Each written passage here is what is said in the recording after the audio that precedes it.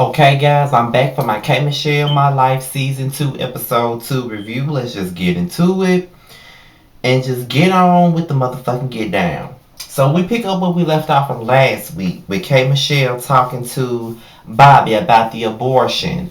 And, he feels some type of way. He don't really feel some type of way. He just tired of hearing about it. But, an abortion is nothing light for a woman. You know what I mean? Like, you can make that decision because you feel like you made it, but that abortion will leave an emotional scar on you for the rest of your life. And that's exactly what K Michelle is dealing with at the present moment with Bobby. And he's very nonchalant about the situation. He doesn't really give a fuck. He just don't want to talk about it anymore. And Kay feels like if this was your way of trying to get me back, you were supposed to do this, you were supposed to do that, you're supposed to do this, but it's not working out for me. It's like you really don't give a fuck. So, that was the end of that. So, Kay goes to see Miss Diddy, one of her best friends in LA, and they have a drink and they decide to talk about the situation with Bobby. So, she was saying, we was talking about the baby, we talked about the family or whatever, but it's like Bobby really don't want to do right or whatever. And I don't know, but I will say this like I said on Snapchat. I think everybody on God's green earth has a Bobby in their life. I have one, and I'm still kind of involved with that Bobby in my life. The one that you dealt with when you really was down and out on love, and then and then this person comes along and they show you attention, and they court you, and they do this, but then they hurt you by doing something fucked up to you. And even though they did something fucked up to you, you still love them, and you still had feelings for them, and you still allow them to come in and out of your life whenever they feel like it. As stupid as that may sound, I have one of those in my life right now. Like, they just don't seem to go away. They say they love me, and it's like a situationship. It's not even a relationship. It's like a situationship, if you ask me. So that's just what it is, and I think that's what Bobby is to Kay. So then, in the midst of her having a conversation with Miss Diddy, she brings up the fact that Safari hit her up.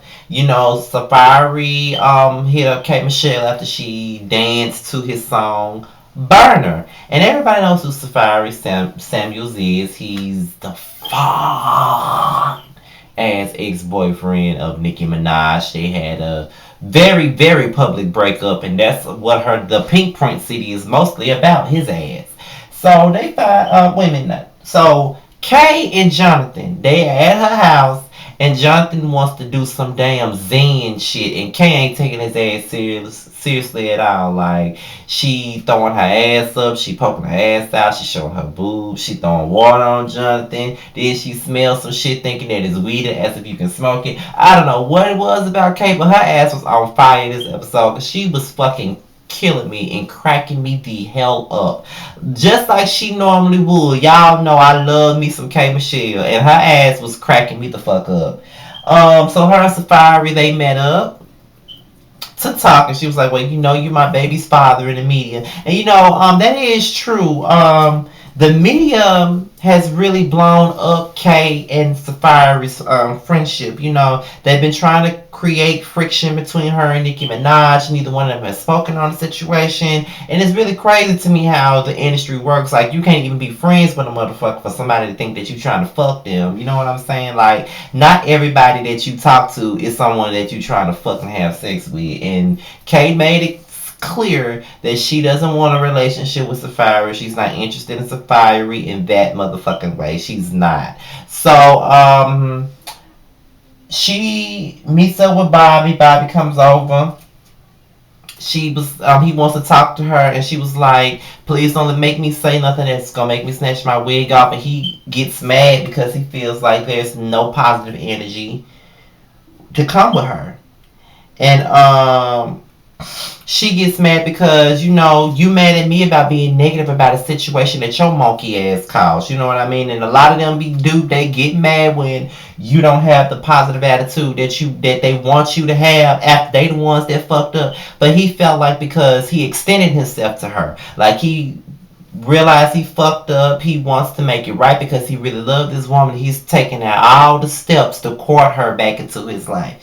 And she was saying, I can see that this is the first step, but that doesn't mean that we back in good graces again. You got to work to get back what you want. And honestly, I do feel at that particular time, because we all know that this show was filmed months and months and months ago. I do feel like she loved Bobby at that point in time. She did, because if she didn't, she wouldn't even give him a chance. She would even consider taking his motherfucking ass back. And I actually liked her and Bobby together, and I wanted them to be together, especially when I saw them at the BET Honors and he was with her and in support of her when she performed. So I really wanted them to be together. So we're gonna see how everything plays out for the rest of the season. But of course, this review is short because the episode was only 30 minutes. So a 30-minute show ain't gonna be no long review. But I'm out of here, y'all. Till next time, I'll see y'all later. Peace.